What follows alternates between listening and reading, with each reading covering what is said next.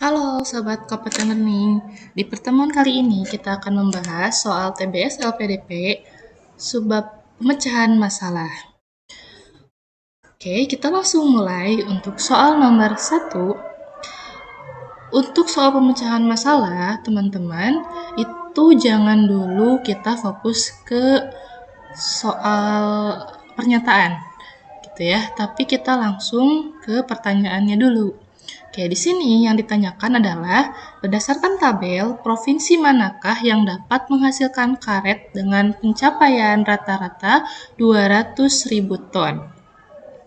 Oke, nah karena di sini berdasarkan tabel, otomatis sebenarnya pernyataan yang ada di paragraf itu bisa jadi tidak memberikan informasi untuk kita memecahkan masalah. Tapi kita bisa langsung fokus ke tabelnya saja, gitu ya. Oke, di sini kita akan sistem cocokkan ya. Oke, kita cocokkan untuk jawaban yang nomor A. Lampung dan Sumatera Utara. Bisa kita lihat Lampung nomor 6 dan Sumatera Utara. Apakah ini rata-ratanya mendekati 200? Sangat jauh ya, yang Sumatera Utara 400, itu sangat jauh dari 200. Lampung juga 160, ini lumayan jauh ya. Oke, bisa kita next dulu ke bagian B, Kalimantan Selatan. Oke, yang nomor 7. Ini 193. Oke, ini bisa sangat mendekati rata-rata 200, bisa kita coba jadikan opsi. Lalu Riau. Oke, ini Riau itu juga sangat jauh, 368, hampir mau 400. Sekarang Jambi. Ini juga jauh ya, 315. Oke, berarti jawaban yang mendekati adalah jawaban yang B. Yang mana karena ini jumlah karet yang dihasilkannya segini, kalau misalnya terus tiap tahunnya menghasilkan kurang lebih di angka 193, misal 195, 198, itu kalau di total bisa jadi nanti mendekati 200. Next. Oke, seperti biasa kita langsung pada pertanyaannya. Berdasarkan paragraf 1, biji Arabica lebih mahal di pasar dunia dibanding dengan biji Robusta. Perbedaan kedua varietas ini terletak pada... Oke, kita coba skimming dari paragraf 1. Oke, di sini menceritakan tentang kopi itu penting gitu ya di seluruh dunia. Nah, kopi dijual adalah kombinasi biji yang dipanggang oleh dua varietas. Oke, di sini ada Arabica dan Robusta. Nah, udah menjelaskan nih Arabica dan Robusta. Kayaknya perbedaannya ada di paragraf kedua nih. Biji Arabica lebih mahal karena memiliki rasa yang lebih ringan dan kafein yang lebih rendah. Oke, berarti rasa dan kafein ya yang membedakannya. Maka jawabannya yang A.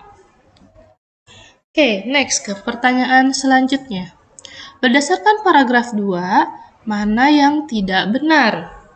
Oke, di sini kita cocokkan dari opsinya satu persatu. Yang A, minyak sawit, karet, dan kakao, komoditas yang menghasilkan devisa lebih besar. Oke, ini dibandingkan kopi ya. Gitu, kopi. Apakah benar? Oke, kita coba cari kata kuncinya ini minyak sawit ya. Oke, kita baca dari awal. Kopi adalah penghasil devisa terbesar keempat setelah minyak sawit, karet, dan kakao.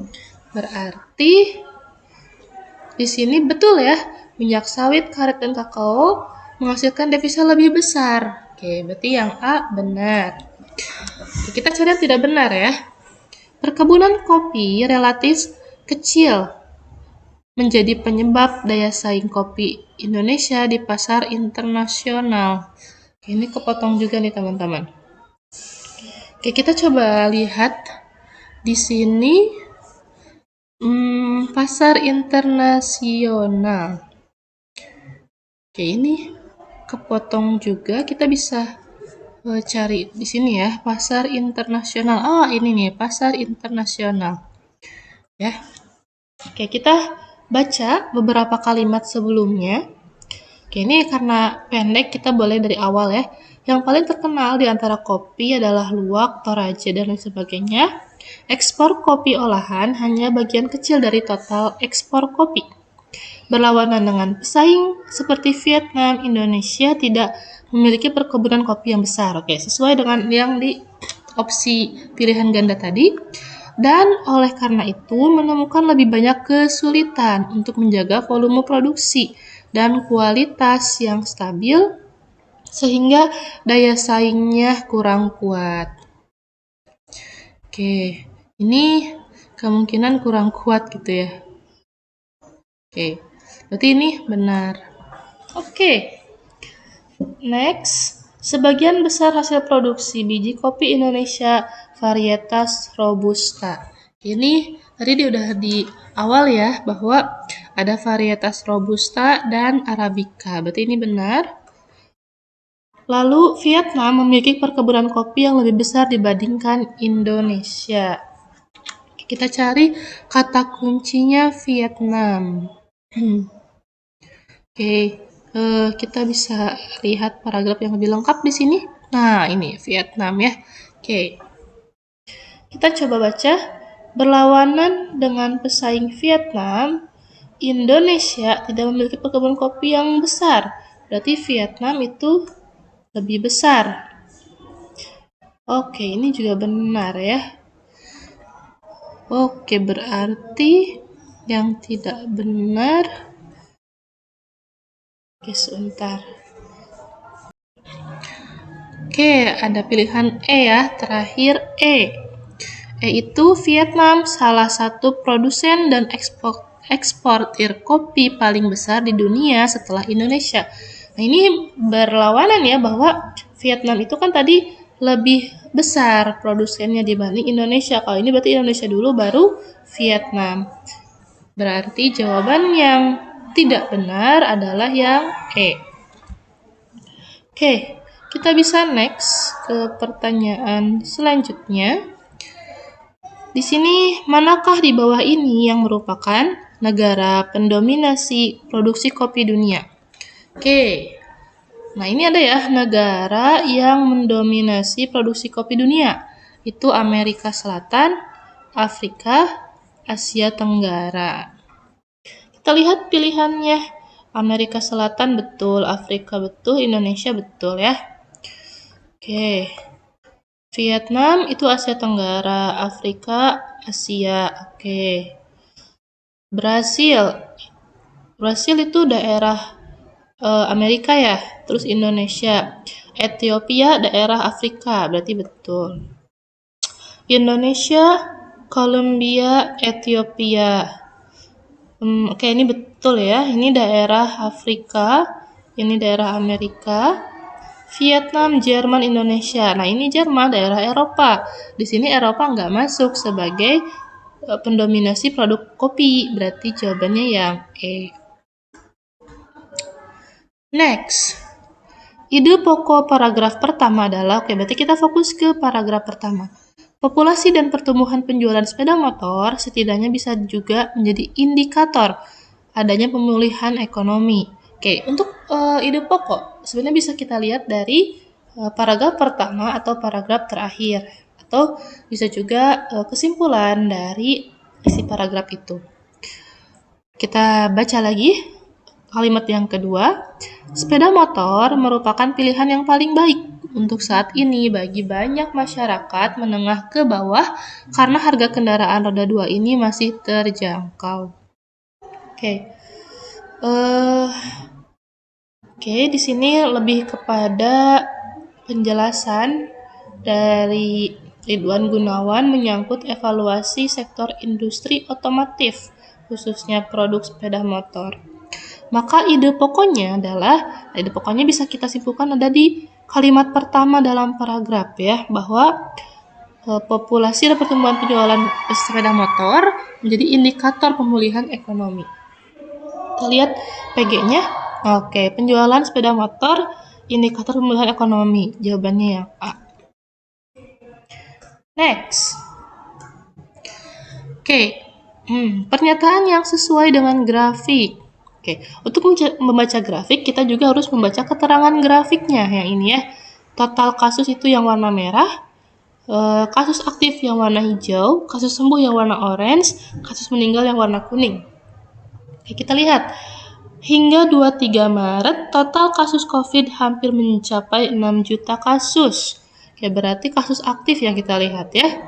Di sini kasus aktif di bulan Maret 2022. Oke, 6 juta. Jauh sebenarnya ya. Oke. Maaf, total kasus bukan kasus. Total kasus berarti yang warna orange. Hampir 6 juta di sini ya. Oke, ini bisa jadi benar. Oke, kita coba checklist dulu. Juli 2021 berarti di sini kasus COVID Indonesia melonjak. Oke, ini mengalami pelonjakan ya yang signifikan. Ini juga benar. Bulan April 2021 kasus COVID Indonesia melonjak 3 kali. April melonjak 3 kali, ini salah. Sebagian besar masyarakat Indonesia yang positif terkena COVID tidak sembuh. Oke, ini ada kasus sembuh ya, berarti ada yang sembuh ya, ini salah juga. Lonjakan COVID di bulan Juli 1 juta kasus. Oke, ini masih jauh sebenarnya ya ke 1 juta. Oke, berarti antara A dan B. Nah, kita bisa memilih oke. Sebenarnya A dan B ini sama-sama benar ya. Oke. Oke, karena di sini ini melonjak iya, yang B itu jawaban B itu kan dia melonjak. Nah, tapi jika dilihat dari grafik, yang A ini memang paling benar ya gitu karena mencapai 6 juta kasus. Dia sesuai dengan informasi yang terdapat pada grafik. Maka jawabannya yang A. Oke, selanjutnya tabel di bawah menunjukkan data penjualan jagung tahun 2006 sampai 2008 di 4 daerah. Pernyataan yang sesuai. Kita pakai sistem eliminasi ya. Kita coba baca dulu yang A. Persentase kenaikan produksi jagung daerah C paling tinggi. Oke, persentase kenaikannya berarti dari 385 ke 405. Oke, ini sekitar 20 ya kenaikannya. Ini juga 20. Ini 375. Oke, berarti bukan paling tinggi itu kelihatannya. Ini 20 berarti bukan paling tinggi. Oke, berarti yang ini salah. Produksi jagung setiap daerah selalu meningkat setiap tahun. Oke, ini apakah meningkat? Meningkat. Ini bisa dianggap peningkatan ya. Ini juga dia meningkat.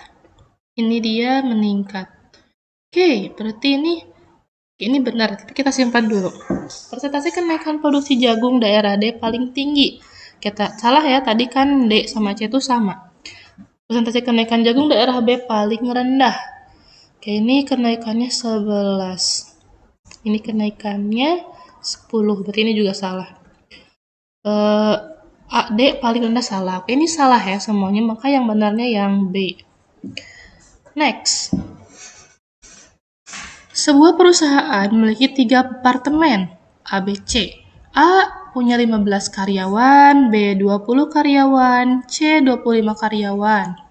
Departemen A menghasilkan 10 unit per hari, B 8 unit, dan C 12 unit. Berapa total unit yang dihasilkan oleh perusahaan dalam satu hari? Tinggal kita kalikan aja ya. Yang A itu 15 dikali 10. Yang B berarti 20 dikali 8. Yang C 25 karyawan dikali 12 unit. Oke, 150, 160, 250 ya. Oke, 250 ditambah 50, 300 ya. Oke, jadi 610 jawabannya yang A. Simpulan isi grafik pengunjung perpustakaan adalah, kita pakai sistem eliminasi lagi. Yang A, tahun 2009 ada 20 orang. 2009 20 orang. Oke, ini salah ya. Setiap tahun pengunjung selalu meningkat. Nah, ini benar nih, setiap tahun meningkat. Pengunjung perpustakaan menurun tiap 2 tahun salah. Pengunjung perpustakaan paling rendah tahun 2012 salah. Setiap tahun pengunjung perpustakaan tidak ada peningkatan salah ya. Jawaban yang benar yang B. Dan ketika misalnya nanti kita menemukan jawaban yang ada 2 nih yang benar misal gitu ya. Antara jawaban B sama misal jawaban yang D, misal pengunjung paling rendah di 2009 misal gitu ya. Ini kan benar juga gitu ya. Nah, tapi kita bisa pilih yang lebih general, yang memuat kesimpulan yang lebih umum untuk grafik ini gitu. Maka jawaban tetap yang benar yang B. Next. Simpulan yang sesuai dengan isi grafik. Selama 4 tahun siswa SMA 5 selalu ada yang putus sekolah. Oke, memang ya ini data putus sekolah, berarti ini bisa dibilang benar. Faktor ekonomi menjadi penyebab utamanya. Ya, ini juga paling benar, karena di sana ekonomi dia selalu paling tinggi. Yang C, siswa SMA paling banyak terlibat tindakan kriminal. Oke, ini salah ya, karena kriminal sedikit. Selama 4 tahun, siswa SMA 5 paling banyak jadi korban narkoba juga salah. Narkoba faktor yang paling berpengaruh juga salah. Nah, antara A dan B, mana sih yang lebih general? Oke. Oke, selama 4 tahun ini emang benar gitu ya. Tapi di sini kita ingin menyimpulkan secara data bahwa grafik ini kan pasti dia berbunyi ya. Kenapa ada histogram ini ya untuk menunjukkan bahwa ekonomi itu menjadi faktor utama, maka jawabannya yang B. Oke, next. Jika penduduk kota A 420.000, maka penduduk kota D adalah, oke, di sini kita pakai perbandingan, tapi kita cari dulu persentase yang D berapa. Oke, ini kalau dijumlahkan harus 100% ya, berarti 100 dikurangi 14 tambah 21 tambah 15 tambah 42. 100 dikurangi, ini dijumlahkan 4 tambah 1 5 tambah 5 10 tambah 2 12. 2 tambah 2 4 tambah 1 5 tambah 4 9 sisa 8. Berarti ini 8%. Kita bandingkan 2A sama D ya, berarti 21 per 4 20 sama dengan 8 per X. 21 bagi 4 2 sisa 2. Berarti X-nya sama dengan 8 kali 2 16, nolnya 460.000. Oke. The last, penjelasan Menteri Koordinator Perekonomian dan seterusnya. Oke, kita baca dulu soalnya. Masalah yang dikemukakan dalam tajuk rencana tersebut adalah, masalah bisa sama dengan ide pokok ya. Jadi dia bisa berada di awal, di akhir, atau kesimpulannya. Kita baca penjelasan Menko Perekonomian menanggapi protes masyarakat atas kenaikan LPG secara normatif. Tidak ada yang keliru, karena Pertamina adalah perseroan terbatas, kewenangan untuk menentukan harga berada sepenuhnya di tangan mereka. Kenyataannya, Pertamina tidak mampu menopang harga minyak yang memang terjadi di seluruh dunia. Pemerintah sebaliknya tidak mempunyai kemampuan untuk membantu Pertamina. Oke, masalahnya adalah A. Kenaikan harga LPG diprotes masyarakat karena terlalu tinggi. B. Pertamina tidak mampu menopang kenaikan harga minyak. C. Pemerintah tidak mampu membantu Pertamina. D. Tanggapan Menko atas protes masyarakat terhadap kenaikan LPG. E. Wewenang Pertamina atas kenaikan harga LPG Oke. Jawaban yang paling tepat yang D ya. Karena di sini ada di paragraf awal pertama. Terus yang kedua, memang di sini kan menceritakan tentang tanggapan, ini menceritakan tentang penjelasannya si Menko terhadap protes masyarakat, gitu ya. Itu yang menjadi inti dari paragraf ini. Oke, teman-teman. Sekian pembahasan TOLPDP di subbab materi pemecahan masalah. Semoga bermanfaat. Jangan lupa like, subscribe, and follow YouTube Kompeten Learning. Sampai jumpa.